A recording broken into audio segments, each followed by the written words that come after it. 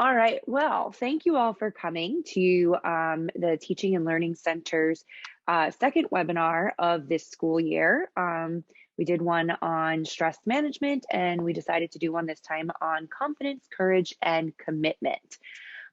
This will be interactive, as I was saying earlier, so feel free to unmute when you want to respond, or if you have a question. Since we're a small group, we can take questions as we go. There will be time for questions at the end as well.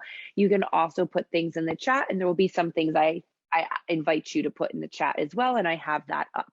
And we are recording, and that is so that we can put it up on our resource page for all of those who weren't able to come, as well as for you all to be able to go back and revisit it if you need to.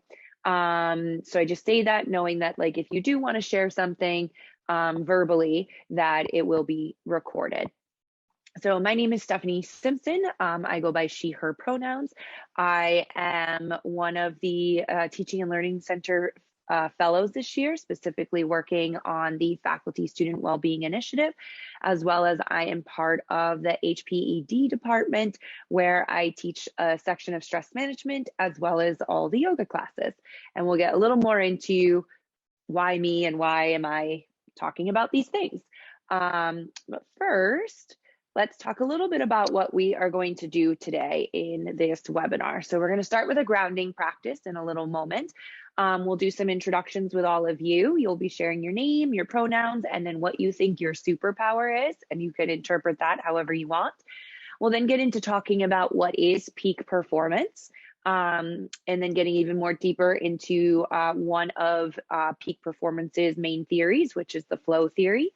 And then we'll get into a bulk of this webinar will be what are the practices that we can create for ourselves that can help us to create what I like to call mental training programs, or but from a mind, body, spirit perspective. And then at the end, we'll have some reflections, questions, and then how do you want to integrate it going forward? So you'll see here, the first thing I invite you to participate in is in the chat. If you can please write, what is your intention for today's session?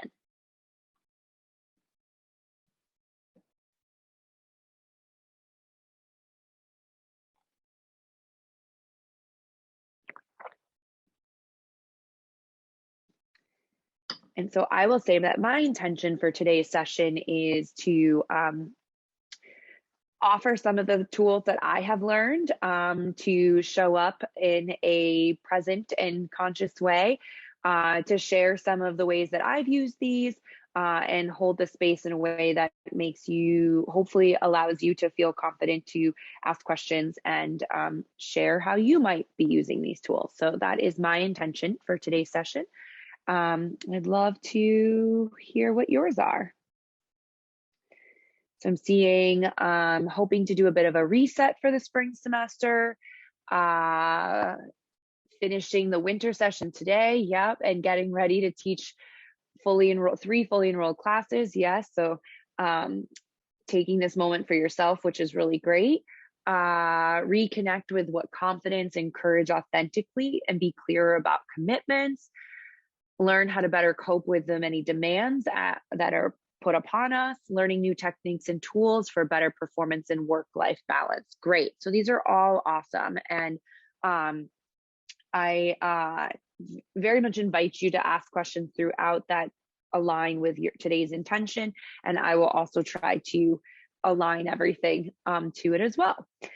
So before we go into introductions, let's do a little grounding practice. And so this grounding practice, we'll start by just kind of getting quiet, but it's called the 5-4-3-2-1 practice. And we will need to have our eyes open at some point, but if you want to start right now with your eyes closed, or just kind of like a soft gaze to kind of bring yourself into an inward place, that's totally fine. And as we begin this practice, just begin by noticing your breath. No need to shift it, just noticing it, becoming an observer. You'll hear me say a lot in today's session, observer. How can we observe our thoughts? How can we observe our feelings and our emotions? And when I use the word observe, I'm using it in a way of how are we almost kind of like zooming and hovering over the thought, or hovering over the emotion or the situation or whatever's coming up in our lives, and not being in it, right? So how can we get that distance, that perspective, a different perspective, releasing the attachment to whatever the thought may be, or the emotion or the sensation. And now I invite you, if your eyes are closed, to open your eyes and notice 5 different things in your space. And when I say notice, I really want you to like look at the thing, notice as much as you can about that thing, and then shift to another one until you get up to 5.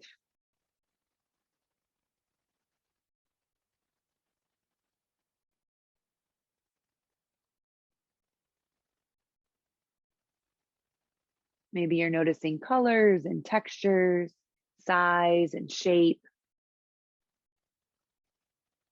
And once you finish the 5 visual things, shifting now to 4 sounds that you're hearing.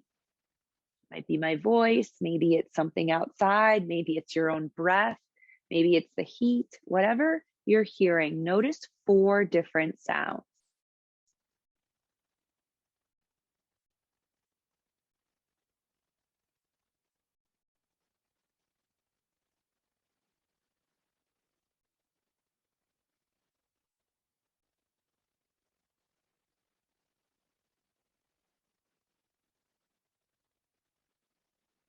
And then after you've noticed 4 different sounds, shift your awareness now to feeling. So it could be an internal sensation. It can also be like a physical tactile, what you're feeling. Like right now I'm wearing a fuzzy sweater, right? So it might be that I feel the sweater, and feel 3 different things.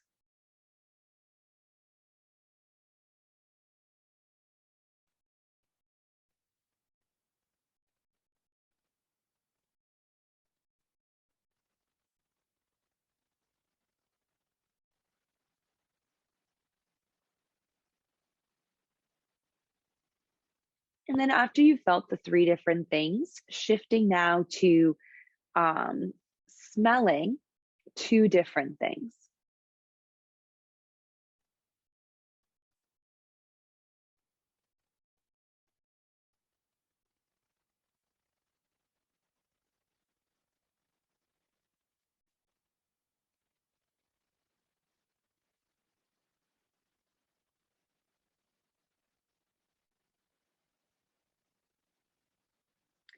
And our last one, the number 1, is to think of one thought that you are celebrating yourself, or a positive thought, and a celebration, a positive thought, or something you love about yourself.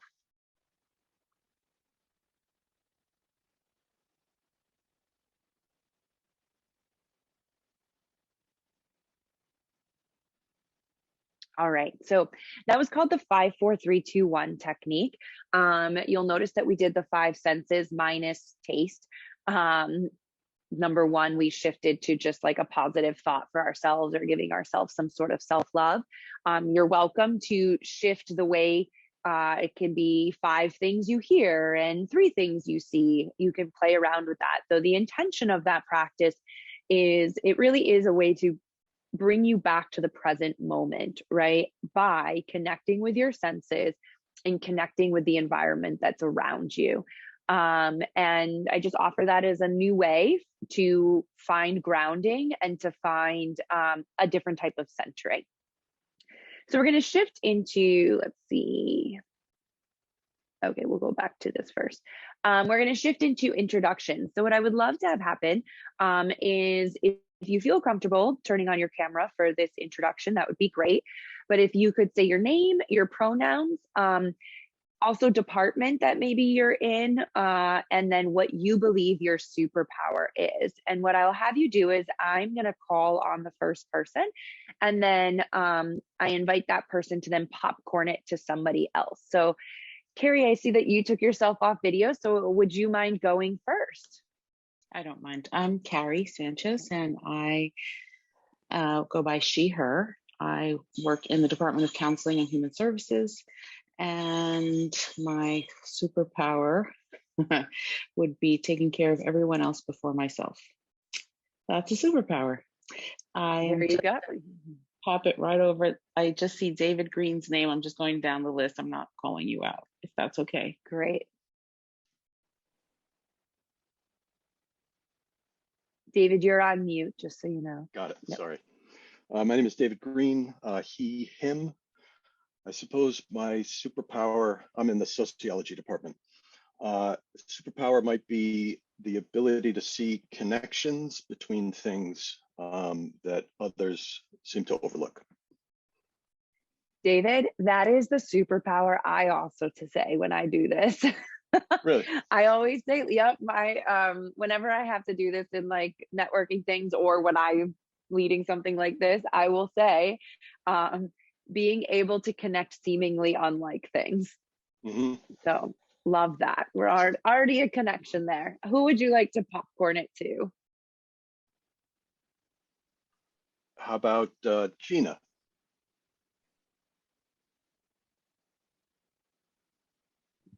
Good timing. Thank you, David. I'm Gina Ray Foster, pronouns she, her, hers. And my superpower today, my superpower is I show up for the people I love. Great. And who would you like to popcorn it to?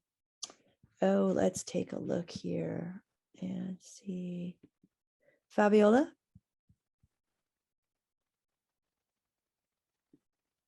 Hello, everyone. Oh, can't see my face. Fabiola Ceballos-Durham, she, her, hers, and I'm in law, police science, and criminal justice. And I would say my superpower is extreme multitasking, especially in the time of COVID with kids at home and trying to teach simultaneously. So, yeah. And I think, Sophia, would you mind introducing yourself? If you're there, it's okay if you're not. She's observing today. All righty. So we will shift into who I am. So Stephanie Simpson, she, her pronouns, work in both the TLC as well as the HPED. I already kind of shared my superpower that I usually use. And I think that kind of actually goes along with why me. So I decided this time to do an introduction of pictures. So you'll see here that on this part of your screen, this is, oh, I just moved it. The most recent degree that I did was at Columbia University Teachers College back in 2017 to 2019, where I went to their clinical psychology program with an emphasis in spirituality, mind, body. And I focused on stress and stress management and how that works both as an individual, but also in an organization and in groups, and did a lot of my work with the organizational psychology department there, as well as the adult learning and leadership. And I got to that point because previous to that, and this is what will bring up this photo right here, me dancing, is I am first and foremost a dancer, a mover, an artist, a creative. I've been dancing my whole life and kind of dance, musical theater, all the different spectrums of dance. And that really kind of guided my path, which led me to studying dance both at the undergraduate level and the graduate level. I got my MFA in dance performance and choreography at Smith College in Northampton. And it was in that program when I had to do my thesis that I was really interested in how can performers, dancers, actors show up optimally in these high intensity situations. And I was fortunate enough to be really close with a basketball coach at the time out in Los Angeles, which is where I had lived previous to that. And was really in that community of learning how elite athletes are able to perform, so right now we're getting close to the Super Bowl, right? And, big upset that Tom Brady will not be there, nor will Aaron Rodgers, right? And whenever you hear those people talk, they talk about the mental part of the game. And so I was like, that's really interesting that they talk a lot about that in sports, and yet we don't in dance and theater and performance. And so I did my whole thesis on how can we take that sort of like what they call psychological skills training programs, mental training programs, and bring that into the arts world. And I really started looking at the mind-body connection, and that, like, yes, there's a certain amount of talent and a certain amount of skill and practice that you have to have in order to bring yourself to different levels. And that goes for any aspect of life. Though a big part of how much you succeed or success or optimal performance comes from the mental aspect of it as well. As I continued to develop these programs that I was putting together, and I started coaching performers, I then started realizing, oh, this is not just for performers, this is for everybody. Like, we all perform in some way. As teachers, I feel like we're performing all the time when we're leading a class, right? And so I started branching out with the people that I was working with. And I started getting more into my own yoga practice about 12 years ago, and started realizing that it wasn't just the mind-body connection, it was the mind-body-spirit connection. And so really starting to look at the work that I was doing for myself, as well as the work that I was doing in my classroom with my clients, all of that coming from that holistic perspective. So when I did my stress management thesis at Columbia, that was also with how can we redefine our relationship with stress from this holistic perspective. This other photo over here is of me running the 2017 New York City Marathon. And I put this here because it's one of my proudest accomplishments, partly because I was not a runner and I didn't really start actively running until the day after the 2016 New York City Marathon. And so I had a goal to get there in a year, having not really run before. And a lot of my examples for today will come back to that experience, as well as running it again in 2019, where you would think, oh, I've already done it once, I'm totally going to be fine doing it again. And it actually was harder mentally to train for my second marathon than it was my first marathon. So I put that there as something else that I do, and that it highly informs the work that I do. I live in New York City because I teach at John Jay, though I guess now many of us could teach from anywhere. And recently shifted from teaching full-time at a private school in New York City to building out my own coaching and consulting business, which I've had for about 6 years, though it was always a side thing, and now it's my full-time thing. So everything that I'm going to be sharing with you today is what I share with clients, either on an individual basis or in a group setting or in some sort of webinar or speaking setting as well. So I'm really excited to have the opportunity to do this. Before we go on, I always like to just stop and say, does anyone have any questions about me? How can what can I answer that might help you feel more open and ready for this experience together?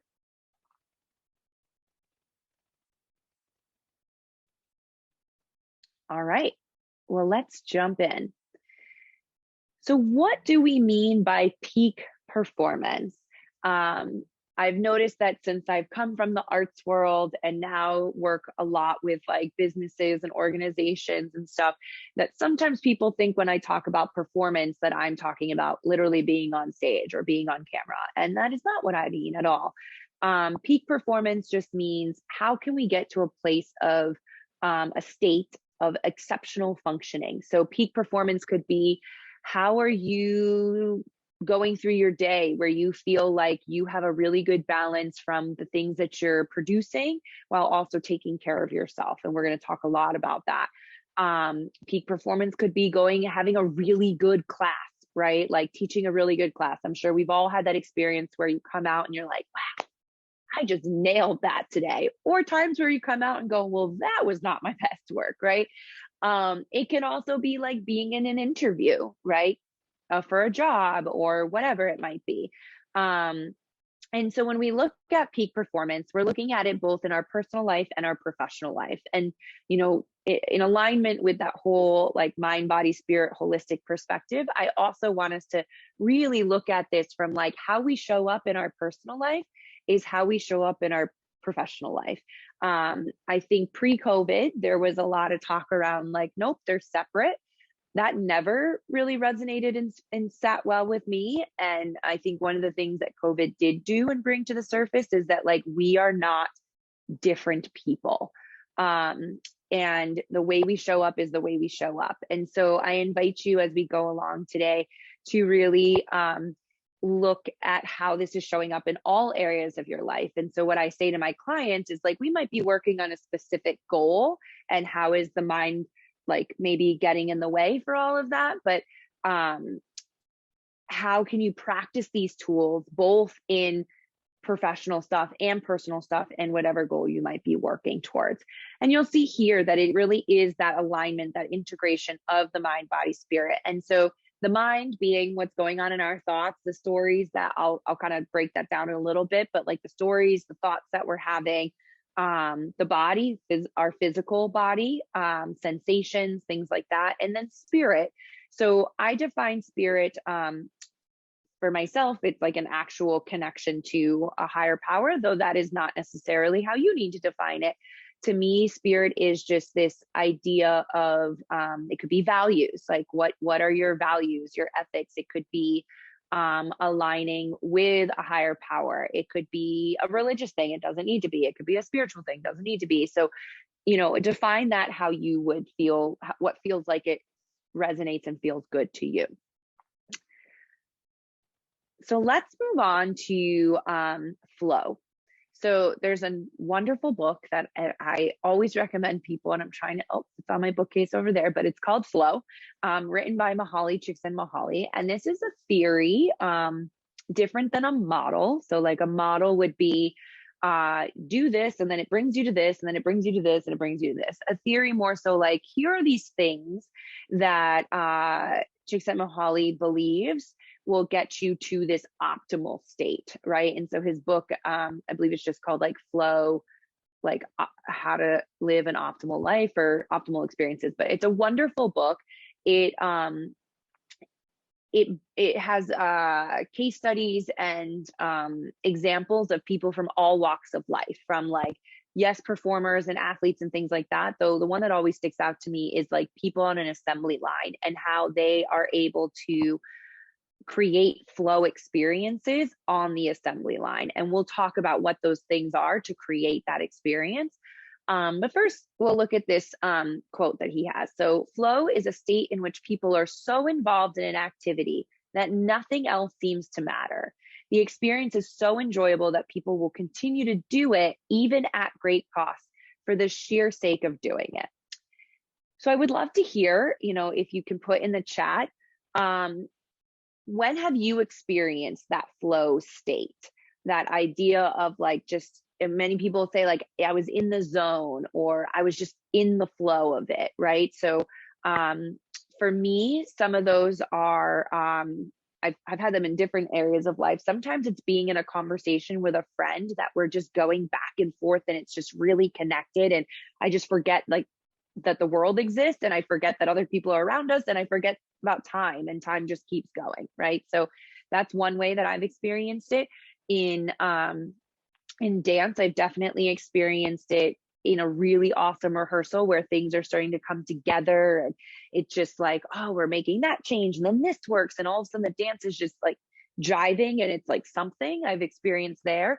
I've also experienced it when I just get into the zone, and all of a sudden I'm producing, writing, and I'm producing all this content for the webinars that I lead, or the products I'm putting together for my company. So those are different ways that I've experienced it. So I would love to hear, you can just write it in the chat, some ways that you've experienced flow.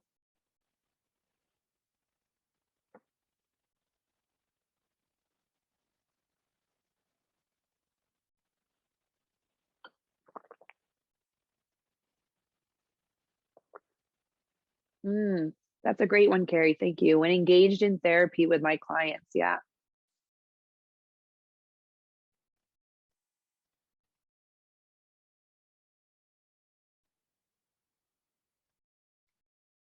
If you think of ones as we go, feel free to keep putting them in the chat. Oh, cooking and writing, exercising, singing, even when doing it, a jigsaw puzzle. Yeah, I was listening to a podcast, and I forget who the guest was saying that doing a puzzle while listening to a podcast is like actually one of the ways to really focus and get into that kind of flow state, because you're activating a like part of your brain by listening to the podcast, but then you're also giving yourself a physical task. And so that's I was like, oh, that's super fascinating. When writing, yep, great one. Volunteering with my friend as the days passed, we began loving the experience more and more. Yeah, also connecting with kids. Yes, I love that.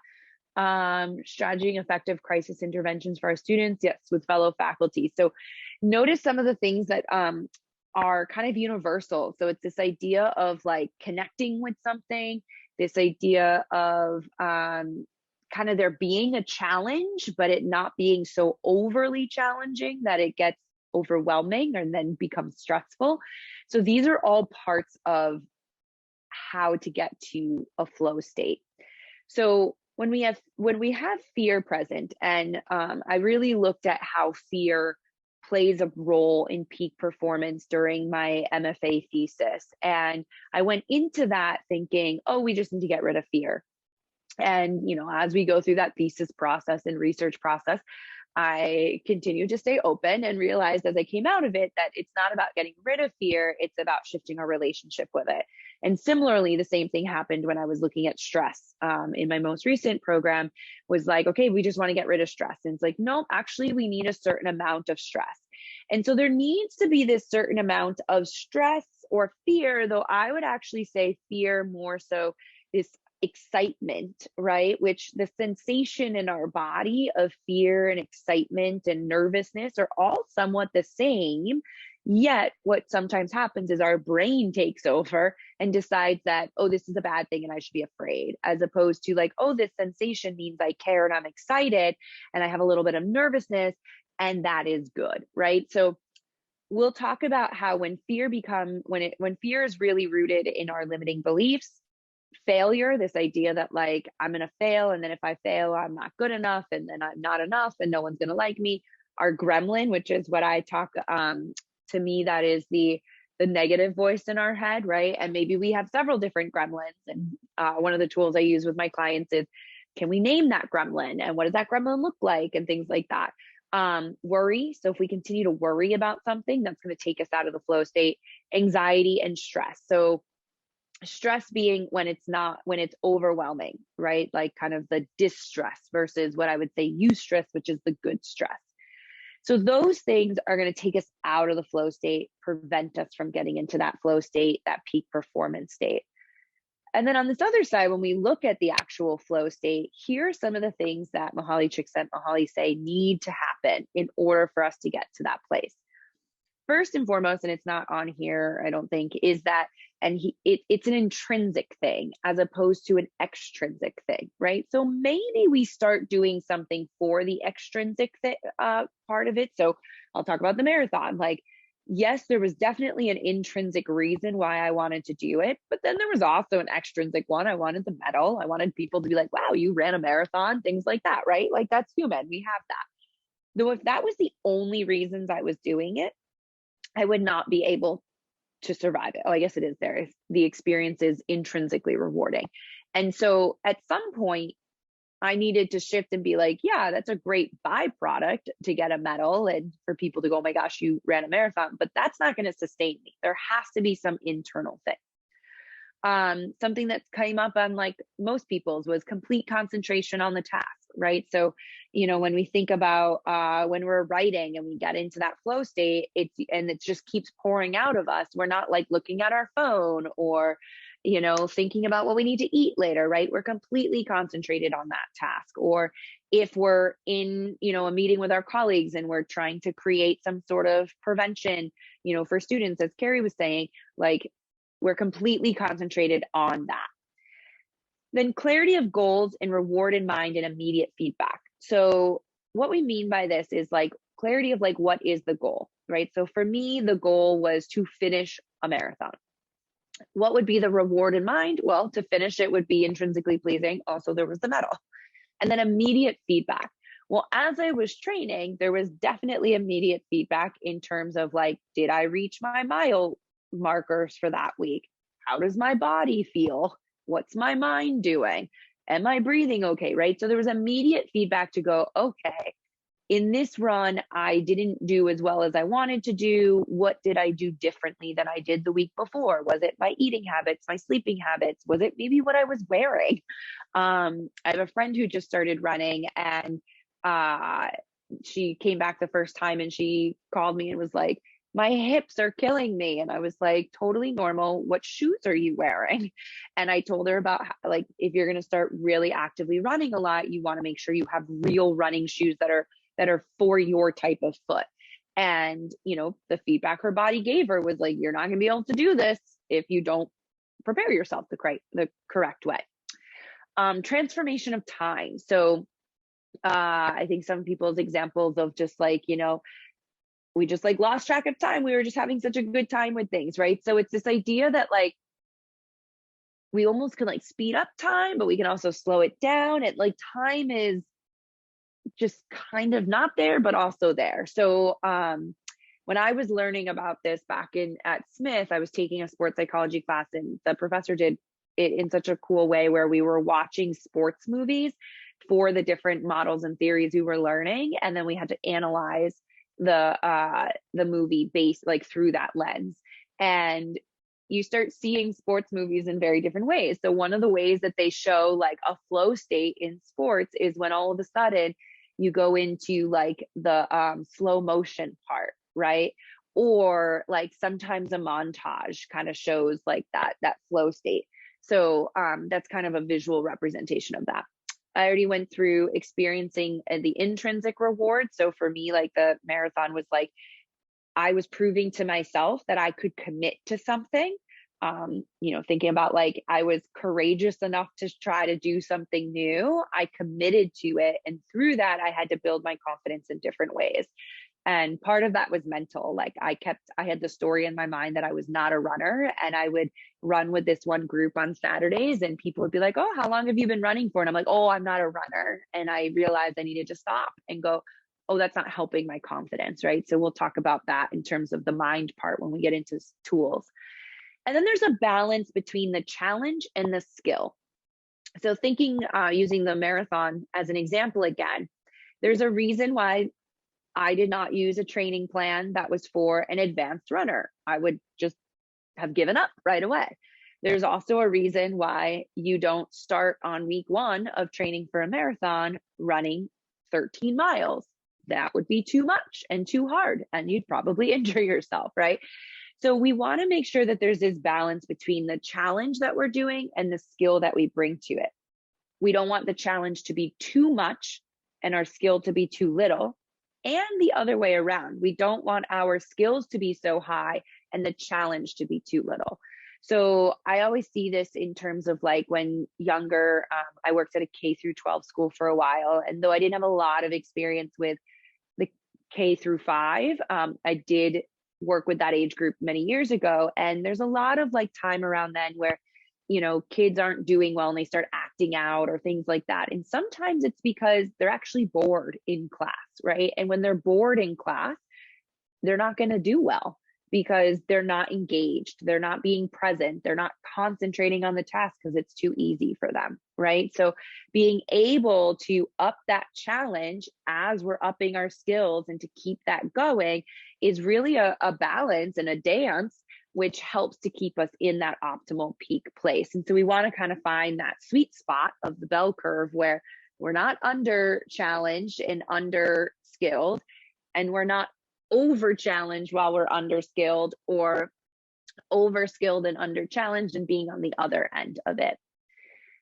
And then this idea of action and awareness are merged and you lose the self-consciousness of rumination. So here's where, again, the gremlin there's no place for the gremlin at this point, because you are merging literally the physical thing, the mental thing, and the spiritual aspect of what you're doing. And it just all comes together. It's fully aligned. you're ready to go. And so, right now I'm coaching some high schoolers that are auditioning for college dance and musical theater and acting programs. And I am a mental training coach for this company. And there's a big weekend coming up this weekend called Unifieds, where I don't know how many colleges, but many colleges come to one place. They have one in New York. It's this weekend, and you can just fly to New York and audition to all these schools. And one of the things I say to them is that you need to go into that room and believe and trust yourself that you've done the work on your monologue. You know the words, you've done the work on your song, you know the lyrics, you know the melody and everything like that. You know who this character is. Have that trust in yourself that you did the craft, the physical work, the skills, and then have the confidence that you have the awareness to show up as your best self. And when we can merge those, then there's no space for the worry, the anxiety, the limiting beliefs, the gremlin, all of that. And then the last one, there's a feeling of control over the task while also not controlling the task. So that again comes from the confidence of when Tom Brady throws a football, he doesn't think to himself, do I know how to throw a football? Like, he knows what that is.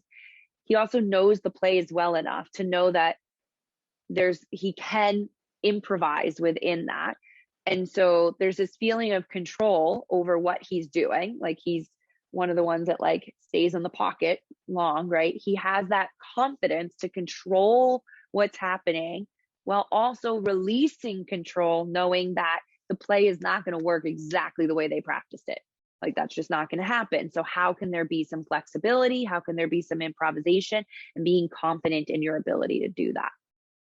So let me pause right here and ask if there's any questions on the flow theory.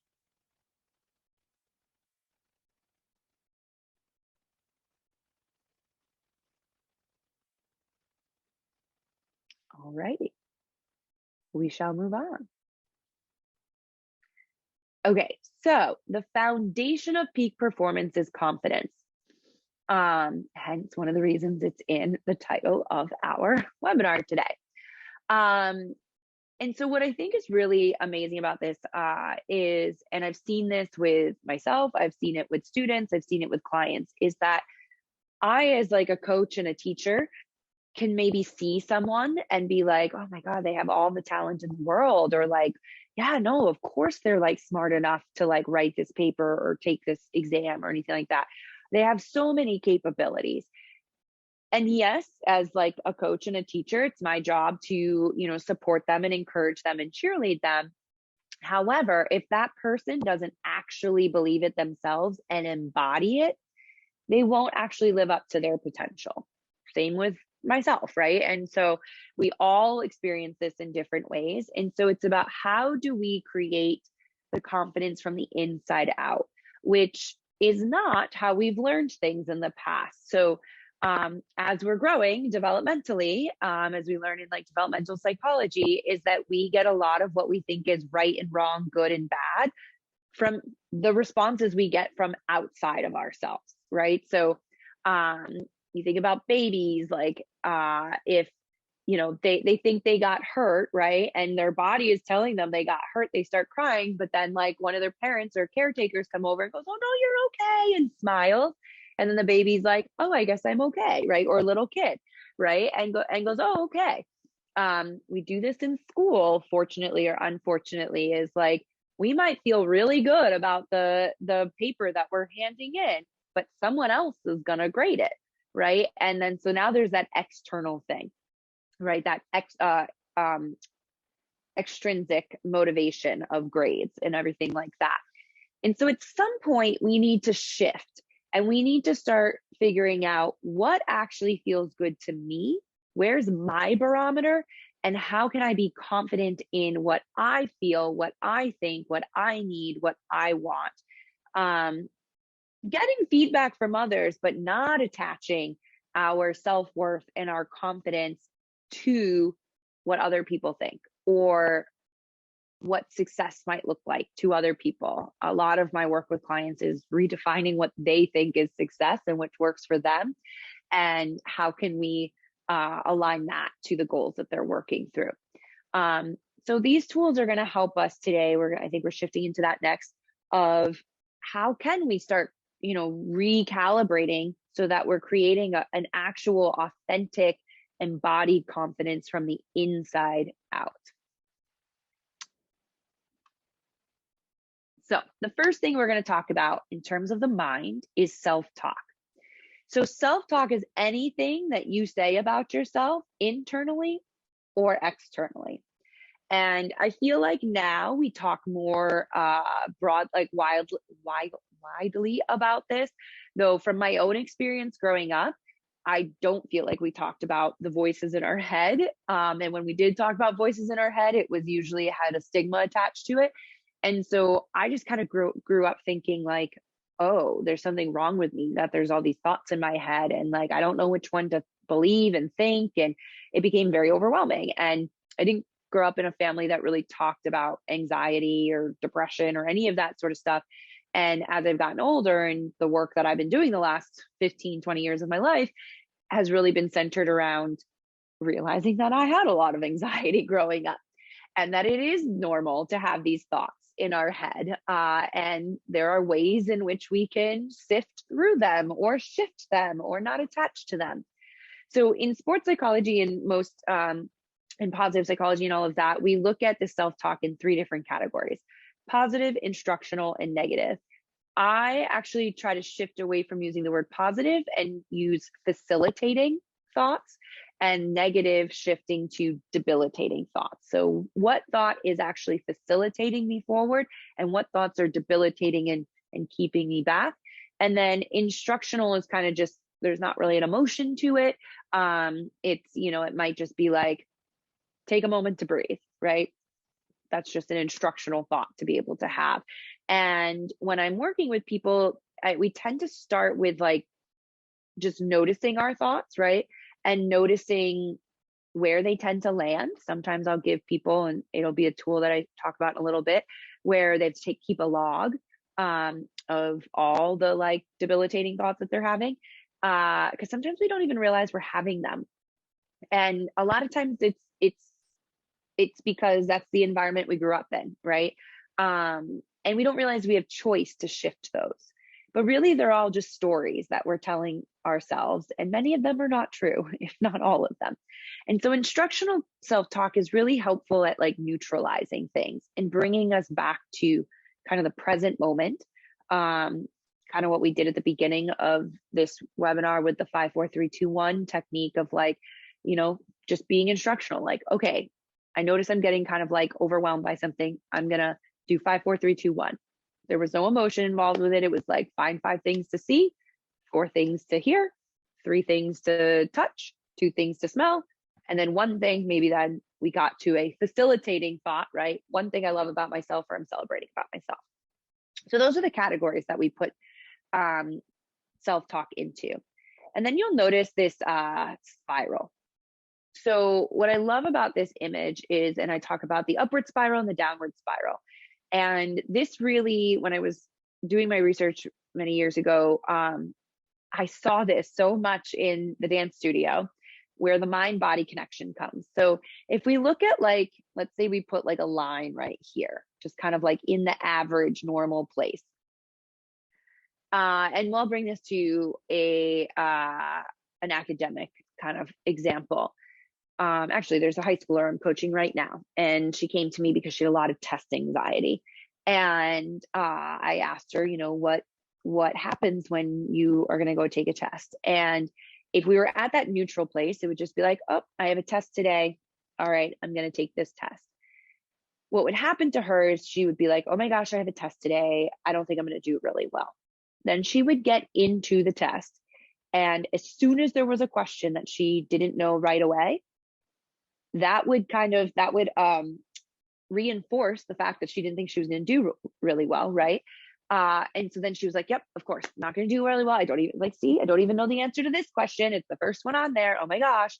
So then her performance would keep going down, and mentally, emotionally, physically, and intellectually, she was going down this downward spiral, which, as you can see, gets narrower. And when we get narrower, we get into a place of constriction, right? And when we're in a place of constriction, we're no longer able to be flexible. We're now so in our head, the gremlin is like on high volume, so we're not concentrating on the task. We feel out of control, right? All of that. Whereas what we've been working on with her is that she's at that neutral place. She notices, okay, a test is coming up. I'm feeling a little anxiety around this, maybe a little sensation of nervousness, and created some mental training tools for her, or affirmations and stuff for her to shift and remind herself, I got this. I trust myself. I studied, reminding herself how much she studied, and then like, I'm doing the best I can. And what that's allowed her to do is that when she does find a question that she doesn't know, she can come back to that grounded, centered place and go, okay, what do I know from here? And instead of going down the downward spiral, she's allowing herself to go the upward spiral, which allows for more openness, right? So not constriction, but openness. She's staying present. She's staying focused. She's reminding herself that she prepared for this. She is building a confidence from the inside out. She's reminding herself that no matter what happens, she's still safe. She's going to be fine. And over the last couple of weeks, when she started her new semester, things have gotten a lot better in her exams, and she has felt a lot more in control, as well as, and we talked about this in the stress one, her resilience has built up, because if something doesn't go the way that she thought, she's allowing herself to feel that emotion, feel what that feels like, maybe a rejection or anything like that, but it's not taking over the rest of her day. So hopefully that kind of like illustrated the mind-body connection, that like what our mind is telling us, our body is going to do, because, or that's the only lens we're going to see through, because we're egotistical beings and we want to prove ourselves right. So the power that we give to our mind, we want to really make sure that it's a story and it's thoughts that are going to help move us forward. Any questions on the spiral and self-talk as we move on to some tools? No? All righty. Okay, so one of the first tools I always start with, and different places call them different things. Here I've called them affirmations. Some people might say these are my mantras, my daily mantras. In sports psychology, we might call them litany statements, right? And so with affirmations, what we're doing is we're creating, usually I am, though some of them don't have an and, but we are creating statements that are in the present moment and that are in a facilitative, positive energy. So you'll see some examples here of like, I'm exactly where I'm supposed to be. So this is one that I use myself sometimes, in terms of like when I'm getting overwhelmed, being like, I should be at this point in my career, I should be in this point of my professional life, or I should have this, I should have this amount of money in the bank or whatever. And all of those thoughts are overwhelming, creating a downward spiral, because now my body hurts and now I'm exhausted and like I need to take a nap. Reminding myself, nope, I'm exactly where I'm supposed to be. You'll see I am safe, I am grounded. For me, I connect that one to the root chakra. So in yoga, and we have the 7 chakras. So the root chakra is red. So sometimes I visualize the color red, and it's all about being grounded, being safe, being supported. So if I'm feeling like I'm being pulled in different directions or a lot of uncertainty in my life, that's one that I come back to. Similarly, I am loved, loving, and lovable is connected to, for me, the heart chakra, which is green color. So sometimes I'll visualize green, and we're going to get into visualization down the line, but reminding ourselves, and I think we all sometimes feel like, oh, like if I share that, people are not going to like me, or, oh, I'm not lovable, or anything like that. So reminding ourselves that we are always loved, loving, and lovable. And then the last one I have here is I have something valuable to offer. I've noticed with a lot of clients that are navigating social anxiety, and that's coming up even more now with COVID, is, well, I have nothing to share with people. Like, they're going to think I'm not smart, or like, I can't talk in that group, or things like that. And it's like, how can you build your confidence to know that we all have something valuable to offer, whether that's in a department meeting, whether that's in a group of friends, whether that's at a networking event or in an interview, right? Reminding ourselves we always have something valuable to offer. So these are things that we're saying to ourselves, which maybe at the beginning we don't believe, right? So another affirmation I've used throughout my life is, every outcome is a good outcome to my happiness. And I was just giving this example to a client the other day, whereas this was one that was told to me from a friend many years ago when I was going through a major life shift. And I was just suffering from a lot of different internal emotional things and just overwhelmed. And she was like, well, every outcome is going to be a good outcome for your happiness. And I was like, oh, thank you. And in my head, I was like, what does that mean? And like, I don't believe that. And I had a moment where I stopped and I was like, well, what would you tell your clients to do, Stephanie? And I was like, oh, I would tell them to just keep saying it, right? So the more we say something, the more we believe it. Just like the things that we said that are negative or debilitating to ourselves, like, I can't do this, or I'm not good at this, or, oh, I'm not the type of person that could do that. All of those things, we've just been saying that to ourselves so much that we believe that story to be true. We believe that narrative to be true. And many times, it's not even the story that we chose for ourselves. It's something that we were taught by parents or grandparents or caretakers, or the environments we grew up in, or school, right? Like, this happens a lot with clients where when they were younger, they were told that they weren't good at math. And even though now they're in like honors math classes, they have such anxiety around it because they're like, well, I'm not good at math. I'm like, well, you're in an honors class. Like, that to me sounds like it's pretty good.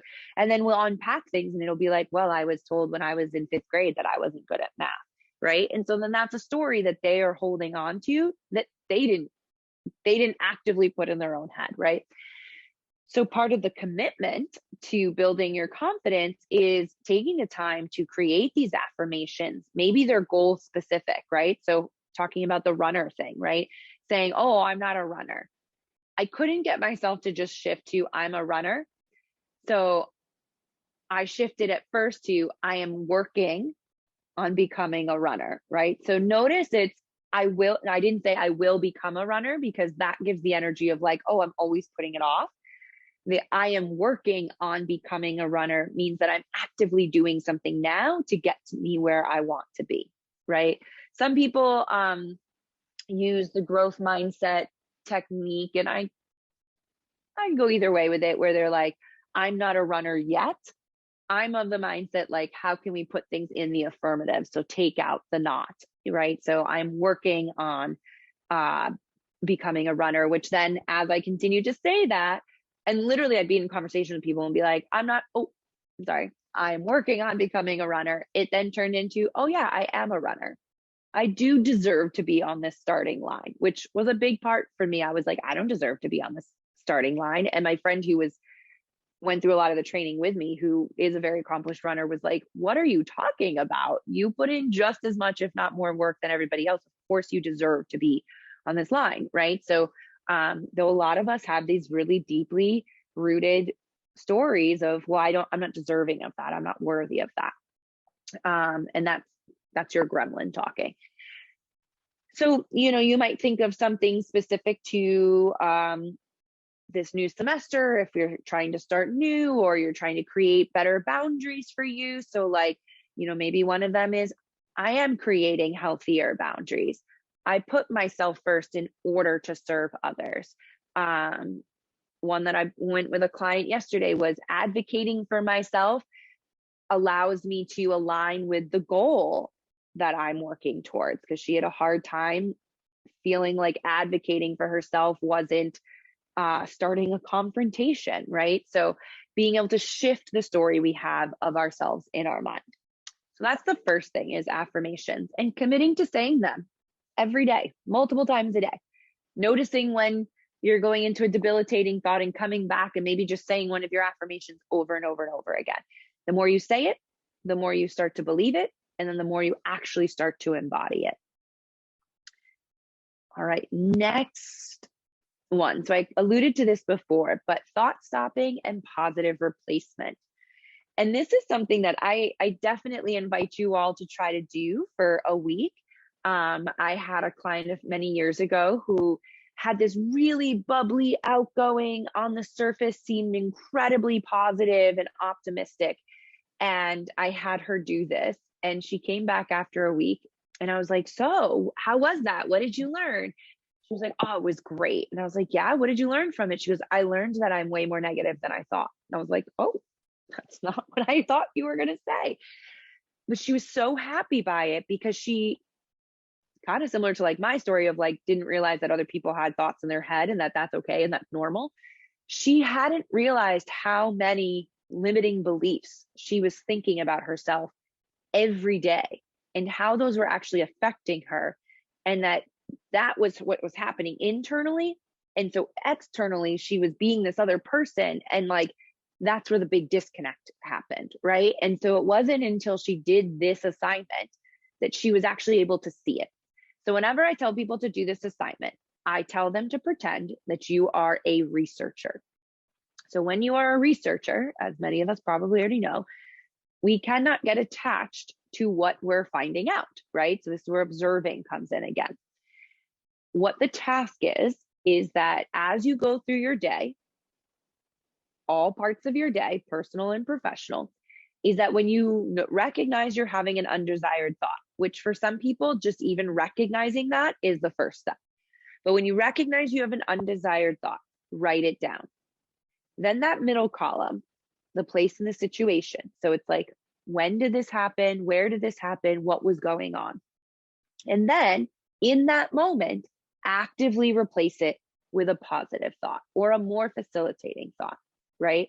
So say someone is going in to a job interview and they notice that they're having the thought that's like, oh my God, I'm never going to get this job. Okay, well, that's probably not a facilitative thought to have, right? But they notice it. They write down, okay, job interview, blah, blah, blah.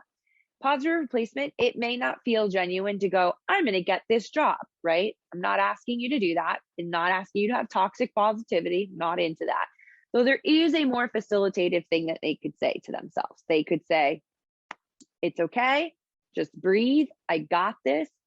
I am going to show up in that room the best I can be, right? That is a more facilitative thought that is going to help that person go into that job interview from a more empowered and open place, and not that constrictive, overwhelmed, unconfident place. And then you do this for a week. The other thing I would say is that it's good to do on your phone, because if you're doing it on like a notebook, you need to have the notebook with you all the time. That it's not effective if you sit down at the end of the day and you're like, what were all my negative thoughts? Like, that's not what we're trying to do here. Is retrain a pattern, right? Like physically, mentally, and emotionally retrain patterns. And then you start noticing after the week, you step back and you're like, all right, what is this data telling me? Well, wow, I have a lot of thoughts about not being good enough. Okay, well, when do those get triggered?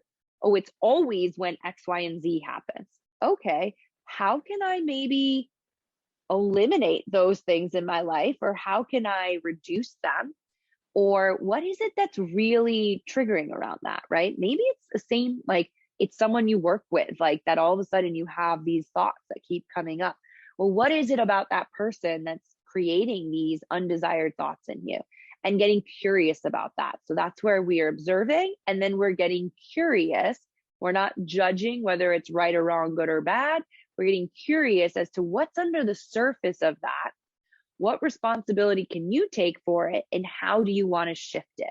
And so then the positive replacement is helping to shift the narrative, and then it's practicing those new thoughts and patterns to be able to create a new narrative, and mentally, physically, and emotionally.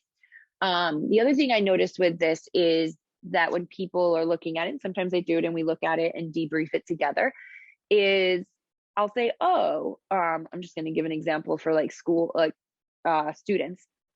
I'll be like, well, I noticed that you never have like negative thoughts when you're in, I'll just say one of my classes, like stress management class. And, maybe the person will say, well, yeah, because in that class, like I feel really connected to everybody and I really like the material. I'm able to integrate it into my own life, things like that. So then we start learning about what your values are or what is important to you to create a more peak performance inducing environment. And then it's like, how can we use that to create more of those environments in other places? So that's where that middle section can be really impactful. Before we move on to the next thing, any questions on this tool?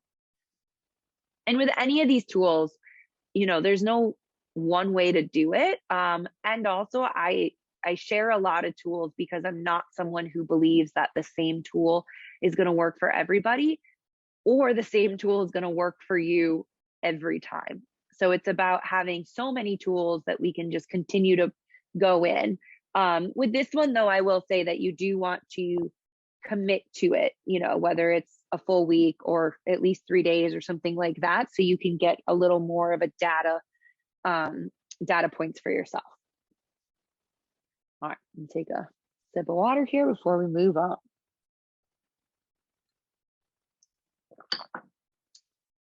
Okay. So here we're shifting into this is more of I would say it kind of is an interdisciplinary one. There is a mind aspect to it, there's a body aspect to it, and there can be a spirit aspect to it. Visualization is one of my favorite things, and it can be used. You'll see on the left side, it says learning a new skill. It can be used to help continue to work on concentration and focus. It can also be used to relax ourselves. So in terms of learning a new skill, I don't know why right now I was thinking of like math, right? Like, so this idea of like, say in geometry, which I loved math, but geometry was the one that I didn't do as well in, which is kind of funny being a dancer now that I think about it. But, proving all of these theorems or whatever it was, or using theorems to create proofs, whatever they call them, being able to visualize out, oh, how would I do that? Oh, I could do that. Oh, I could do that, right? And seeing yourself do it confidently and successfully can build your confidence, your actual confidence. I use this a lot with athletes and with performers, being like, okay, I want you to visualize yourself running that play successfully. What did it feel like in your body? What did you see? And you'll see here on the right side, having different focuses. So like if you're internally visualizing, you're in your body and you're seeing everything around you. If you're externally visualizing, you are on the outside and you're looking at your full self. So you're getting different perspectives. So you can kind of see how we have the lens here, right? So we get to choose what we want to focus on too. So sometimes it's like, I really want to focus on, if a dancer is doing this, I really want to focus on what my arms are doing. Or a lot of times it's, someone's building their confidence because they don't see themselves as a specific type of character. And so I'm like, okay, visualize yourself doing that successfully. And when we can see ourselves doing it successfully, it builds our confidence outwardly. It also allows us to practice being focusing and concentrating. So when I'm teaching this skill to people, I'll say, if you notice that your brain is going somewhere else, you need to stop, you need to reset, open your eyes, shake it out, whatever you need to do, and then come back, right? And then relaxation. So this is where like guided visualizations might be helpful, or visualizing your favorite place. So like I just closed my eyes and I thought favorite place and I just saw a beach, right? Like, and what can I hear? What can I smell? What can I see? And so when we are visualizing, we really want to tap into our 5 senses. Similarly to what we did at the beginning of today's webinar, right? Like, what are you seeing? What are the colors? What are the shapes? What are the sizes? what are you smelling? What are you hearing? What are you tasting? What are you feeling internally and literally physically? The textures, what are the sensations that are coming up without attaching a narrative to it, right? Just really embodying the experience that you're in. I think that's all I want to say about visualization. Any questions on that? No? All right. Sometimes you'll hear people say too, like manifestation. Manifestation is really just visualizing in terms of just like, if you want to see yourself reach your goal, you visualize yourself doing that. You really feel what it would feel like to reach that goal. So going back to the marathon, I knew what the route was for the marathon throughout the 5 boroughs. So there'd be times where I would like look almost at like what a subway map would be, and I would like close my eyes and just like imagine where I was going, imagine what it would feel like, imagine the people cheering, right? Also imagining that there may be times I want to stop, which there were, but also like, oh, how important this is to me and how exciting this is and how proud I am of myself. And then I would imagine myself going over the finish line and being like, what would this feel like? Oh, this would feel this way, right? And I did it, right? And I remember saying to myself as I was walking through the turnstile and the Staten Island ferry, and I was saying to my friend, I was like, I know that I'm going to be able to do this. Like, I know that I'm going to finish. I have no idea how, but I know that I'm going to do it. And I can say right now, without a doubt, that the only reason I could say that was because I actively and consciously and intentionally mentally prepared and trained as I was physically preparing. And I'm so glad I was able to do that. I got injured actually, like it was like 6 or 8 weeks before, and thought that I wasn't going to be able to really do anything. And I was like, okay, what would I go, like, what would a sports psychologist say to me now? What do I need to do? Blah, blah, blah. And I started getting nervous. I started realizing, talk about mind body. I would feel something in my body and decide, oh, yep, nope, I'm still injured. And all of a sudden that pain would get bigger and bigger and bigger. And then I would stop. I'd be like, can't do it. And I stopped after a while, and I was like, oh, that's just a story I'm telling myself. Like, I need to not do that. Like, I'm protecting myself from failing by being like, well, I couldn't do it because I got injured, and I don't want that to happen. So I remember shifting and creating my own affirmations that were like, I am healthy, I am capable, I am fierce, I got this. And I needed to say those. Specifically, this weird thing happened to me about halfway through training, and I was doing a lot of other races to prep for this. And I would feel really good through most of the race. And then I would see the finish line. And this would happen whether it was a 10K, a 4 mile, 7 mile, 10 miler, whatever. As soon as I saw the finish line, I would stop. I didn't know, I couldn't move. There were times where I thought I was going to vomit. There were times where my body just shut down, and I was like, what is this? And there was definitely that mental block, right? And so I was like, I've got to shift this. And so creating those 4 different mantras for myself, when I would feel that happening, and I would feel that, like, for whatever reason, something really deep in there was like stopping me physically and mentally and emotionally, I stopped. And I was like, nope, I'm taking control of this. I got this. I am capable. I am fierce. Like, I'm doing this. And I would just say it. And sometimes I couldn't say I, sometimes I would say you. I needed to like take that other external lens, whatever way. And that's what helped me get to the finish line. And now the funny part of it is I've fully shifted that, where there were times during the race where I'm like, I don't want to do this anymore.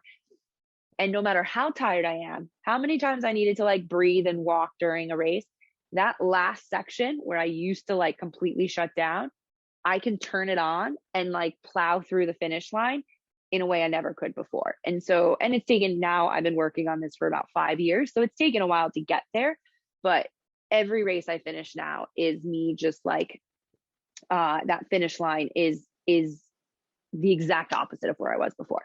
So I just share that. So let's talk about embodiment. So there was a reason why I asked about your superpower before.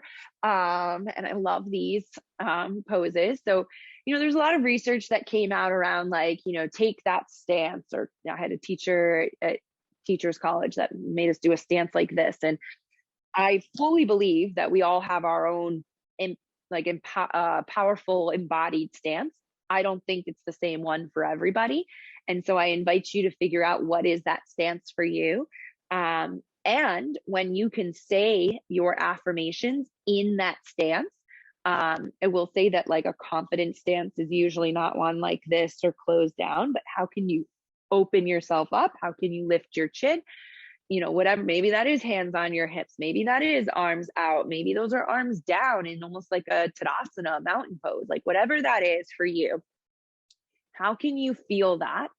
Notice that every child in these has both feet on the ground. They are grounded into something. Their chest is open and their chins are not down. They're at least neutral or even high. And then saying your affirmations that way, that completely shifts the energy that you will walk into a room or walk into whatever you're doing or before your day, right? Like standing up, doing that at the beginning of the day, like, I got this day.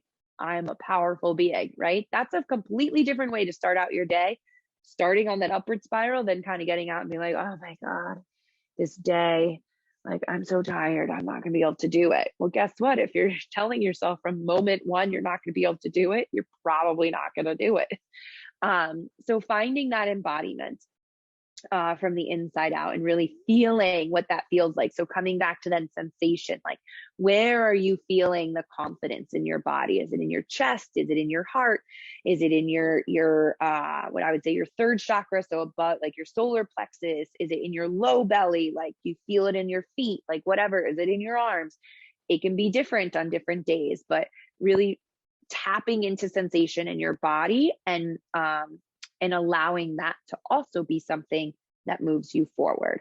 Because sometimes the brain isn't going to do it, but we can get into a physical position and stand in that and breathe in that. And then all of a sudden that shifts what our mind is saying or the emotion that we're feeling in that moment.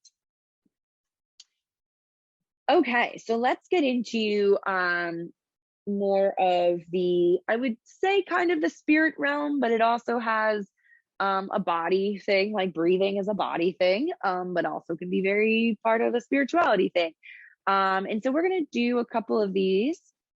We're going to do, well, so the 5, 4, 3, 2, 1 is a mindfulness technique. You can also choose to take just one of those and like sit in silence for 5 minutes, 10 minutes, whatever you want, and focus on just one of the senses. That's also a mindfulness technique. So just seeing what's in your space and focusing on what's in your space, or focusing on sound, or focusing on breath. All of those are mindfulness techniques. Now, mindfulness is different than meditation. Mindfulness is more about how do we bring ourselves back to the present moment, right? How are we being mindful? Oh, my mind went away. Okay, let me bring it back to the present moment. Meditation is a little different. They kind of get conflated. They can go in and out of each other. You can be practicing a mindfulness technique and kind of get into a meditative state, but mindfulness in general is just coming back to the present moment. And I was actually taking a workout class a couple of weeks ago, and from home, but the woman, it was a live stream thing.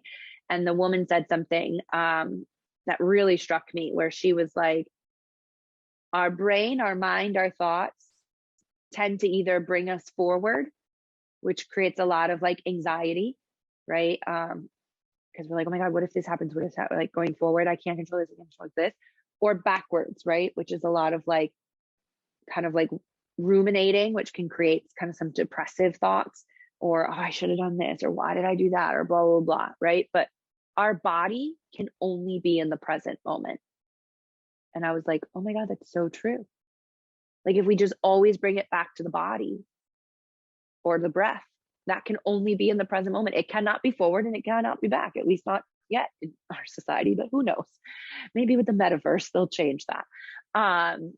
But that was something that just like really, I was like, oh, how brilliant. So we're going to practice square breathing, 3-part breath, and then EFT, which is emotional freedom technique, which is what this picture represents.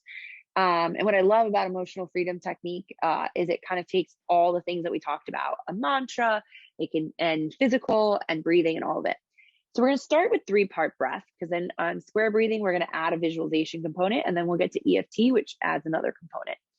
So with 3-part breath, we're going to think about inhaling and exhaling in 3 parts. First, by thinking about expanding our deep belly, so low belly, and keeping that expanded as we inhale, allowing that to then move up to our rib cage and expanding in like the front and the side and the back of our rib cage all the way up to our chest. And then as we exhale, you either have a choice of doing chest, ribs, and belly and going back the other way, or you can go belly, ribs, and chest. That's a little more of a Pilates way to do it. I typically go belly, ribs, chest, pause, chest, ribs, belly. I invite you to close your eyes or take a soft gaze, whatever is good for you. And we're going to inhale and exhale through our nose if that's accessible. If not, you can inhale through your nose, exhale through your mouth, whatever works for you. So we'll just begin first by just exhaling everything out the mouth. And then we'll begin by inhaling belly, ribs, chest, and pause. Exhale, chest, ribs, belly, and out. Again, inhale belly, ribs, chest, and pause. Exhale, chest, ribs, belly, and out. And then we'll do this one more time on your own time.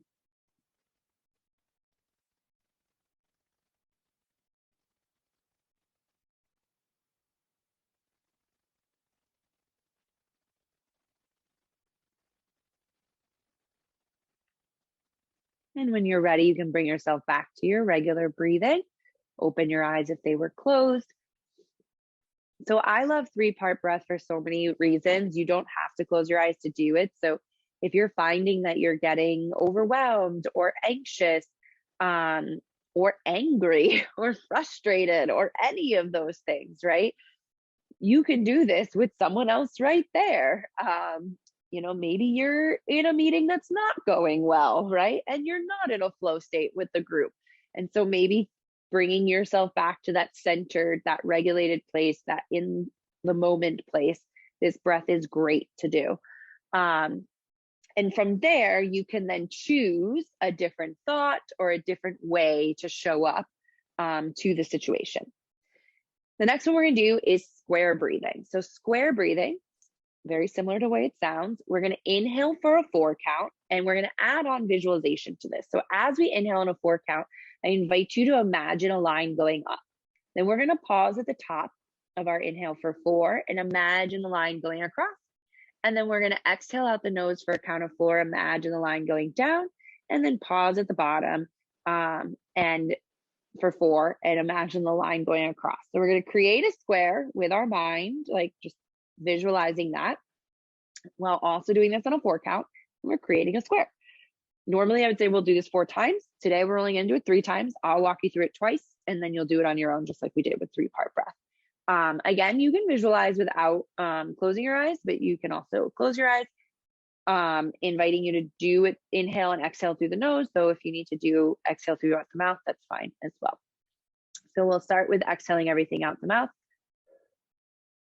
and then begin inhaling through the nose, imagining that line going up for 1, 2, 3, 4, pausing at the top, line goes across, 1, 2, 3, 4, exhaling out the nose, line goes down, 1, 2, 3, 4, pausing at the bottom, line goes across, 1, 2, 3, 4. Again, we inhale going up, 1, 2, 3, 4, and pausing, 2, 3, 4, exhale, line goes down, 2, 3, 4, pausing, line goes across, 2, 3, 4, and then do one more round on your own.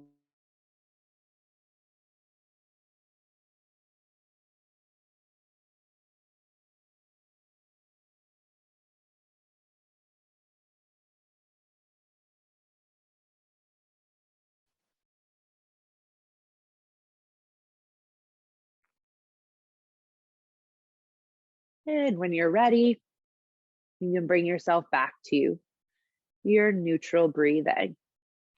All right, so those are 2 different ones for breathing that I love. And now we're going to talk about EFT, so emotional freedom technique. And so what this is going to do, it's also known as tapping. You might have heard it from that. And that we're physically going to tap different parts of our body. And they are strategic parts of our body that correlate with our energy system. Specifically, if you know about Reiki or acupuncture, we have these energy lines in our system, which actually go outside of the body too.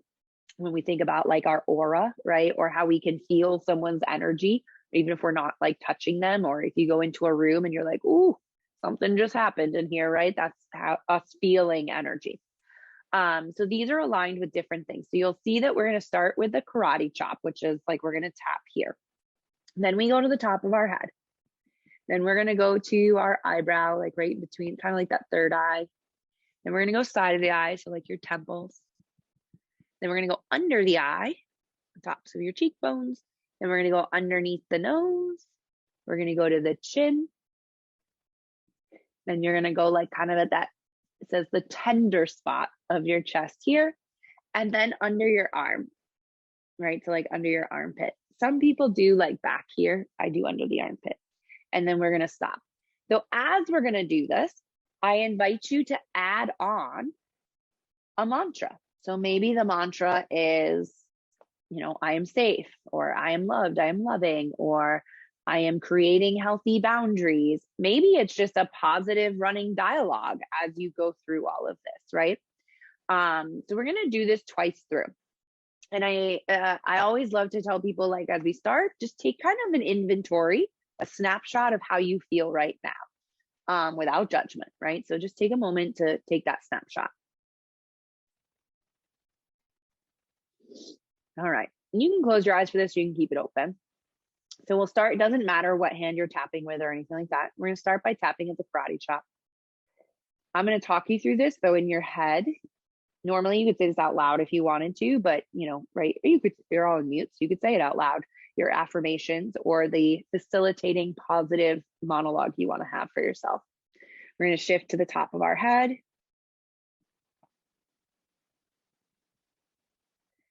We're going to move to our eyebrow, kind of that third eye area.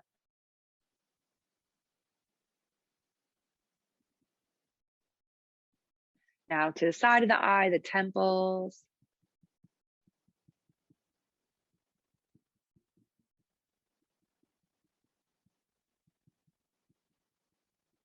Under eye.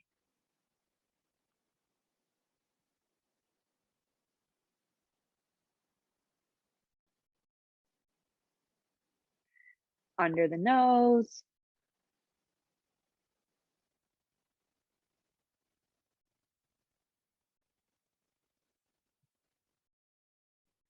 At the chin.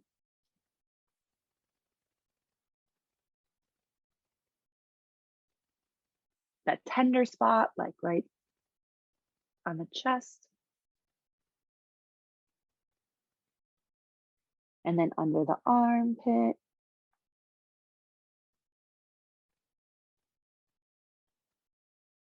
And then take a moment to let that settle. Maybe close your eyes and just notice. Maybe there's some energy shifts.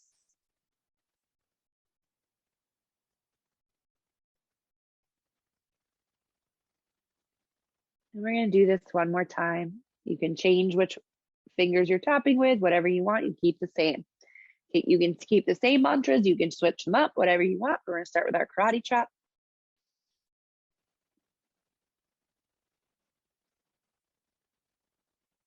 Move to the top of our head.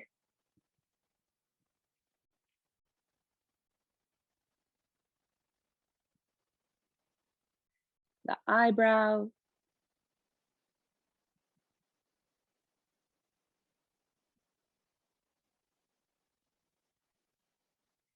Side of the eye, temple area.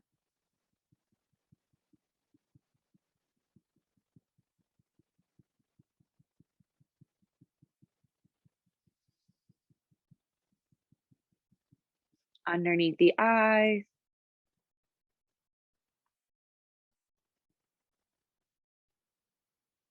Under the nose.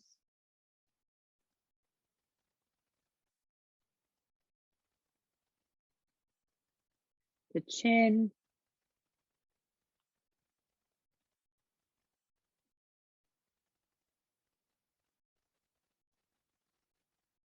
That tender spot, kind of like right around the collarbone. You kind of go a little, move it if you want.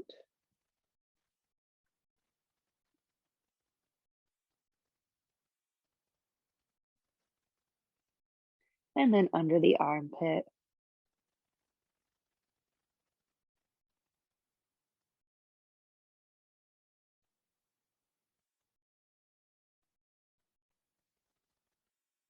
And let that release down. Maybe close your eyes, take another inventory of how you feel now.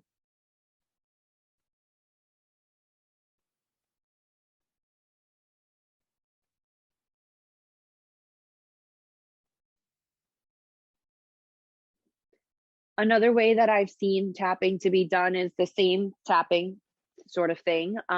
Though instead of just saying the same affirmation over and over again, or doing like a monologue of facilitating thoughts, I've seen people do like, I release whatever the thought or the thing that you want to release, and then like I open up or welcome, and then the thing that you want to open up or welcome. So kind of like taking our thought stopping positive replacement and integrating it with this EFT practice, this tapping practice.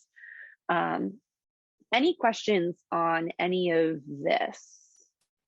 I'd also welcome anybody's response to the tapping or the breathing. I see that Carrie really appreciated the breath today. I always find that breathing is just so accessible because we literally have to do it. And yet we rarely take the time to just stop and breathe. And even if we did that, like multiple times a day in an intentional way, we would shift how we were feeling tremendously. Feeling more centered, grounded, and expanded. Awesome. Great. So let's move on. Almost getting there. Okay. So, this is called courage, confidence, commitment, or one of the ways to do that, right? And so, one of the reasons I titled that is that it takes courage to do something new. I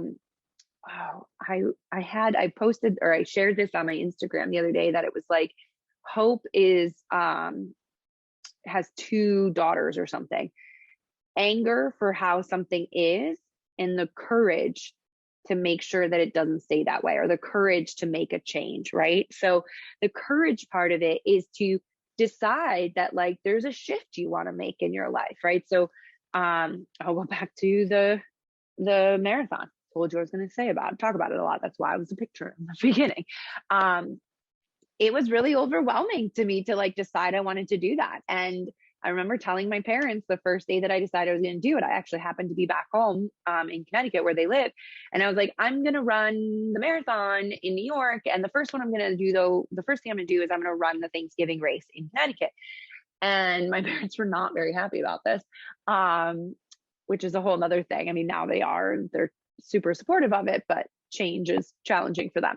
And my dad was like, well, you can't just decide to run a marathon or to run a race. And I was like, I think that's exactly how people do things, is they decide to do it. And then they have the courage to decide to do it. Right. So, at first, like people were not very on board for me doing this. And I was like, no, I want to do this. This is something that's like important to me and means a lot to me. So having the courage to say you want something, whether to yourself or to others.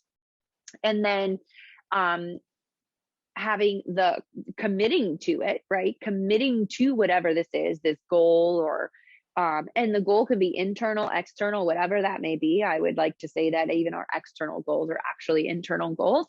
And then, so that's the commitment to that. And then building the confidence, right? So building our confidence is also a commitment and goes hand in hand. And so when you're training for a marathon, like I said, you don't start with like 10 miles in the first week.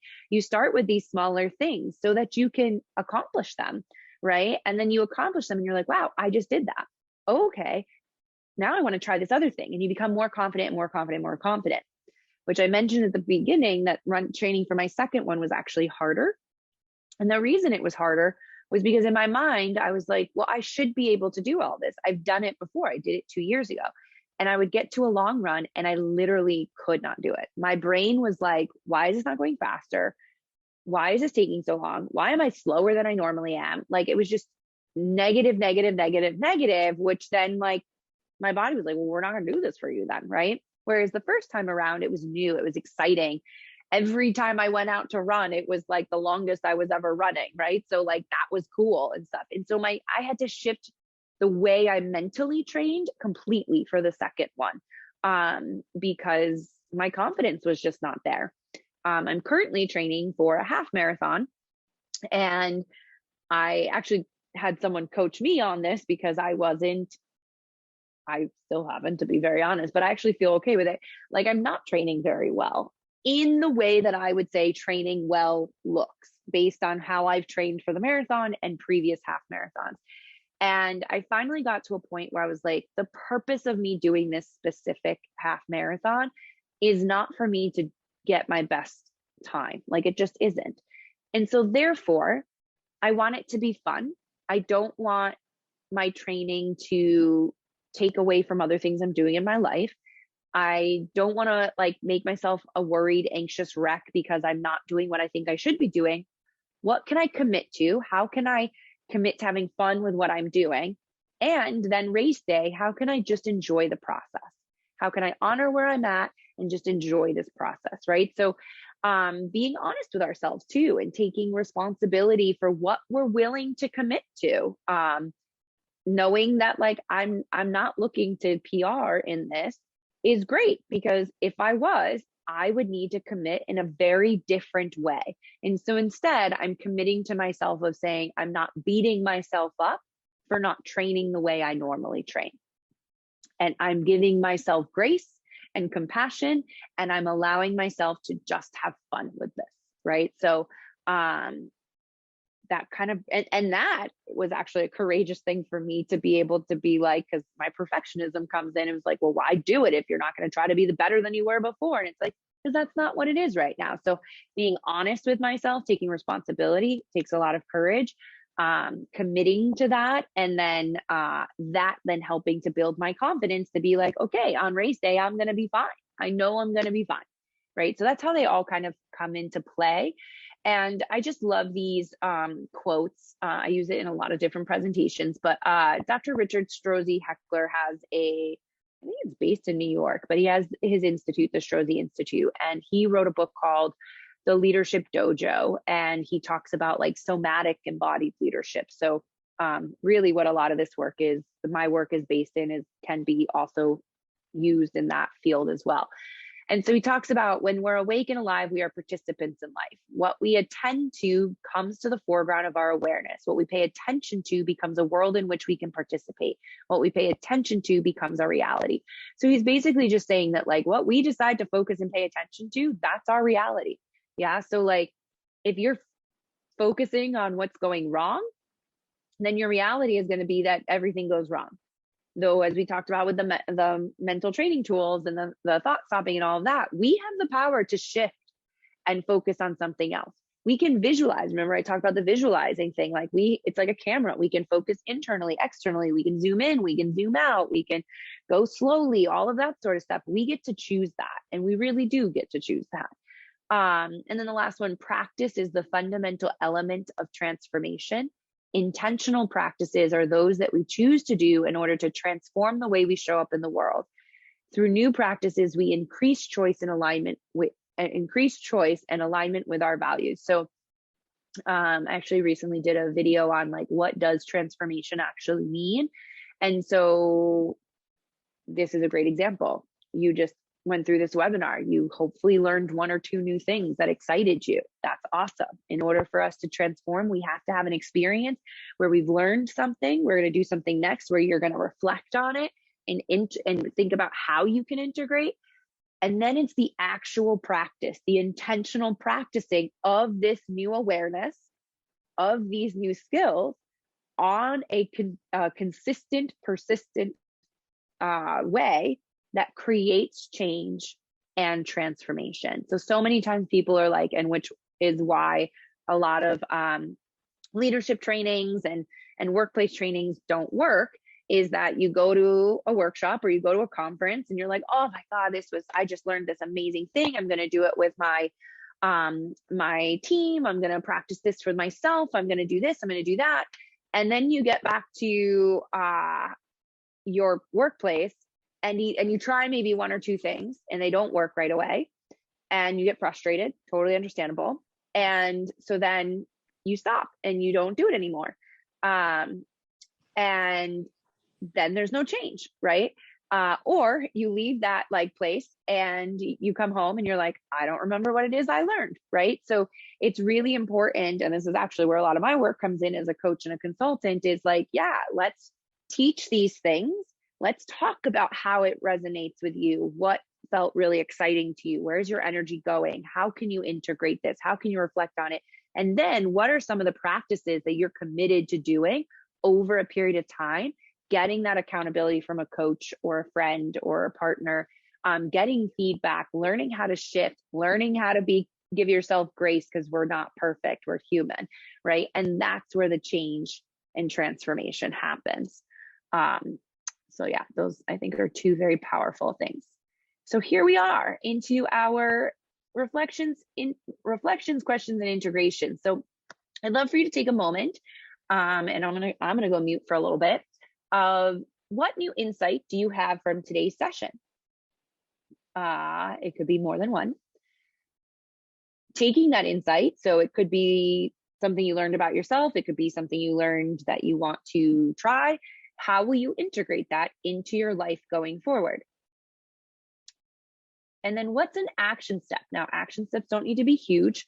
I think actually tomorrow, my coaching social media post is about even like small movements can have powerful impact, right? So what is an action step that you are committed to taking?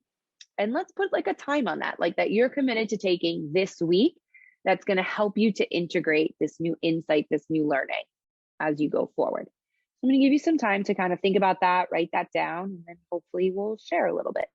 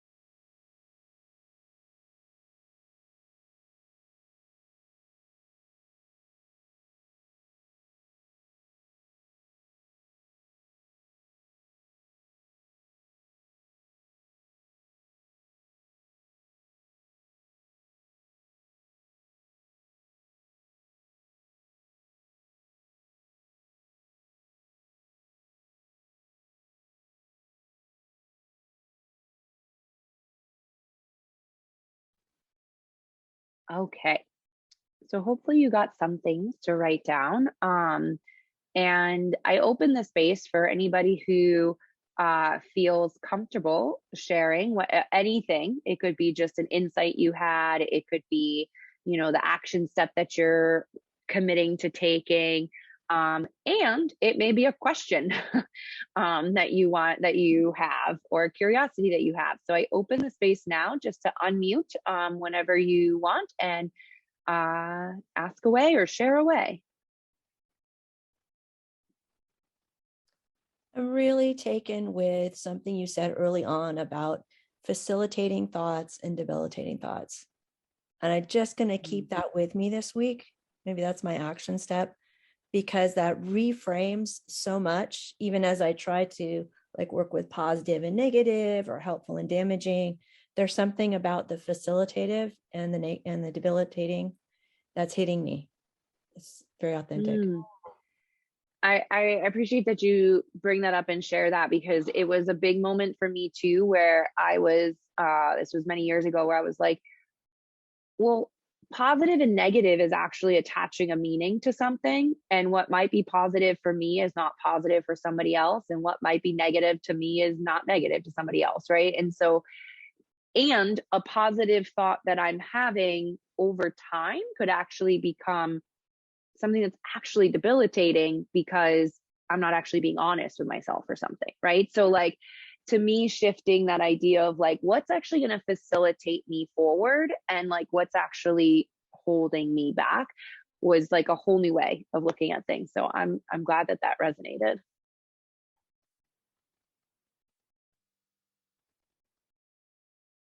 Anyone else?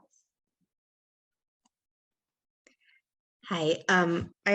So a couple things. I really liked the having to think about your undesired thoughts and doing that chart, which that's going to be my action thing. I'm going to try and do that this week, because I know personally I'm a very negative person, and I use that word because those are my thoughts. They're very negative. So I really liked that idea of being just able to map it out and think about what you're doing. Right. And just in general, this whole workshop with you reminds me of what I work with my kids with, which is constantly this growth mindset that I learned about. It's called Big Life Journal, and it makes them journal and try and be more positive and to reduce negative thought. And it's interesting, as I sit here listening to you, I really push that with my kids, and I don't practice it myself. Oh, I'm really glad that you shared that, because I'm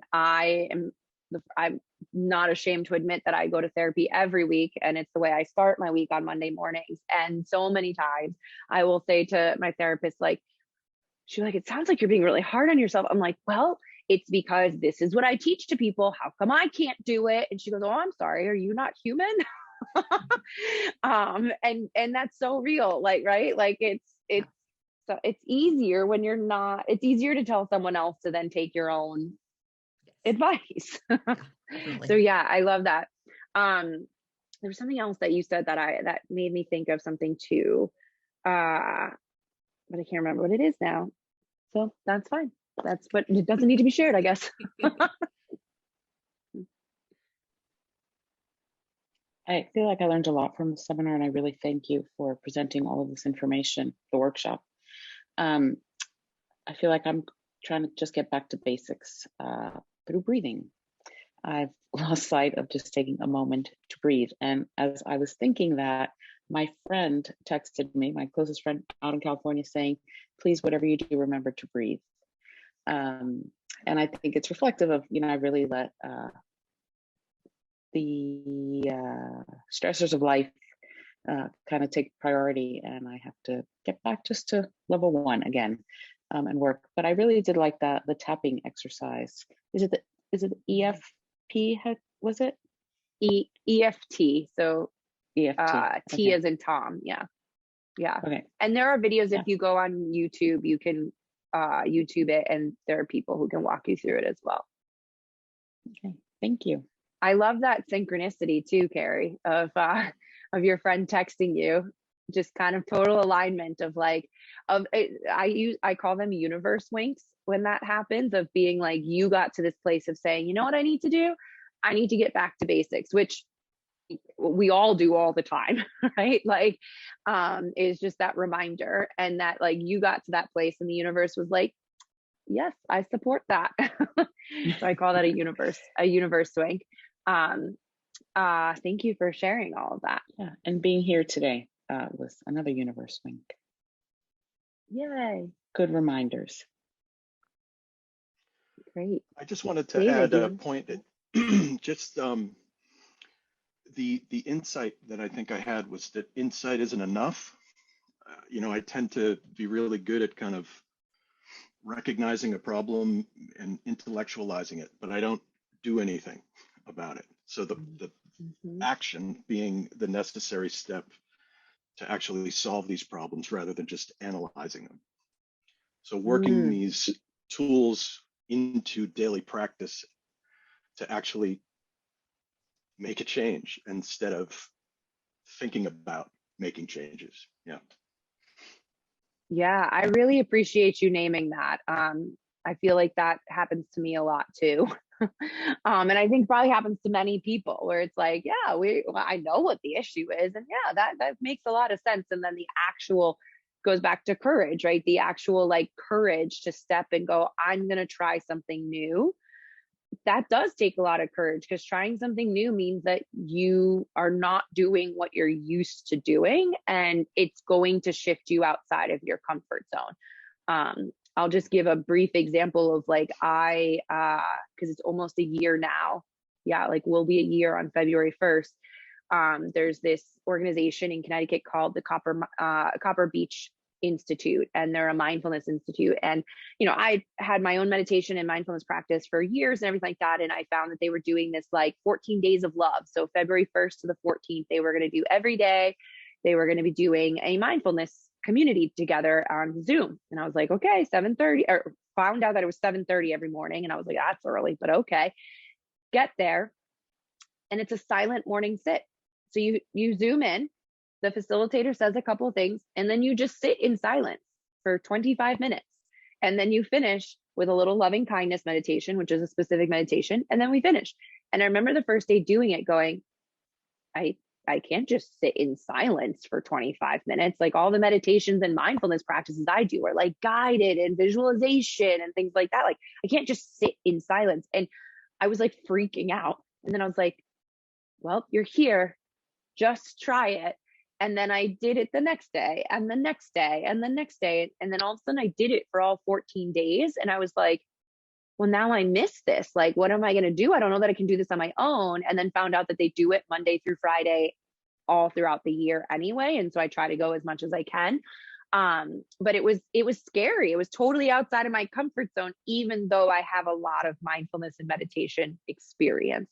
And so being able to remind ourselves to try it, to take that step, and accountability. I mean, that is really the thing that helps to keep us on track, right? And so that's why I said like finding a partner or finding a community or getting a coach or something like that, that's really where the change happens, because we're really good at being like, oh, I don't need to do that today. And then all of a sudden we're not doing it anymore. Yeah. I kind of remember what I was thinking when Fabiola was talking. You reminded me of something about the gremlin and like these negative thoughts, or like how can we shift in a growth mindset? So growth mindset versus fixed mindset, right? So fixed mindset is like, nope, this is the way, this is how it has to be, or this is the only, so it's very fixed and narrow, right? So very narrow. Whereas a growth mindset is more open, right? So if we actually think of that spiral again, fixed mindset is really getting down the downward spiral, whereas a growth mindset is opening up. And also fixed is very contracting, constrictive. Growth mindset is expansive, kind of seeing the opportunity, all of that. And so when we do notice that maybe we're having these negative thoughts, or I love this idea of degenerative thoughts or debilitating thoughts, or however you want to label that for yourself, if you're finding that it's like still happening and you're like, you can get frustrated, that's totally normal, understandable, is to kind of stop and get curious and be like, okay, first of all, this is my gremlin talking, so just name it. It's not me. This is like the gremlin inside me. Like I said, you can give it a name, you can give it a shape, you can draw it out, you can make it, and then ask, what is it protecting me from? Because really, when we do gremlin work, the gremlin is always trying to protect us. Just the way it's doing it sometimes is to keep us small and to not change, not expand, not try new things, not put ourselves out there, because it usually doesn't want us to get hurt, doesn't want us to get teased, doesn't want us to fail, doesn't want it, right? But if you can really find out what it is that the gremlin is protecting you from, then you can like have a conversation with the gremlin and go, I totally get that. I totally get that you want to protect me from feeling like I'm not enough, or that, you know, no one will take me seriously, or that no one listens to me, or whatever the story is for you. And be like, I get that that happened this one time, and I totally understand that. And I really am grateful for you protecting me. I now want to try this again, right? Or I want to do it again. And then give it a new job, right? So like I had this moment when I was working with my gremlin where I was like, I just felt like the gremlin was, I don't know why I have all these football references today. I'm not even a huge football fan, but like I had this like this feeling that like the gremlin was, I was the quarterback and the gremlin was like trying to sack me all the time, right? And then I was like, no, the job I want to give the gremlin is to be on my side and to block all these other people so I can just run to the end zone. Like that's what I want the gremlin to do. I want to shift the energy that way. So that might resonate with some people, it may not. But that was just getting curious of like, what is it that this negative thought is protecting me from? Is sometimes a nice entryway into kind of learning what's even deeper under just that negative thought. All right, well, with that, we are at time. So I realized this is my personal email address, but I also do have a John Jay email address, just didn't put on there. But feel free to reach out in any way. If you have any questions throughout the semester, we will most likely be doing another webinar spring semester at some point. We're still trying to figure out what that will be. And yeah, the Teaching and Learning Center is always doing some fun things with the other fellows too. So feel free to check out those resources and workshops and webinars that they are doing as well. And I wish you all a wonderful spring semester. Thank you, Stephanie. You're welcome. Thanks so